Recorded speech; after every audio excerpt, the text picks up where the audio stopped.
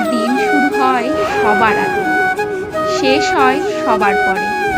ঘুম ভাঙে অ্যালার্মে নয়, দায়িত্বের চাপে। সে রান্নাঘরে দাঁড়িয়ে সবার পছন্দ অপছন্দ বোঝে, কিন্তু কেউ কোনোদিন জিজ্ঞেস করে না আজ তুমি কেমন আছো। তার ক্লান্তির কোনো ছুটি নেই, তার অসুস্থতার কোনো সময় নেই।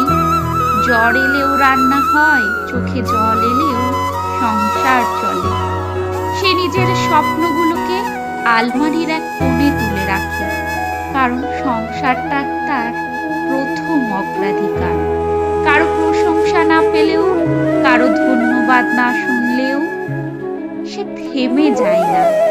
একজন গৃহবধূ জানে তার কাজের দাম নেই, কিন্তু তারা না থাকলে এই সংসার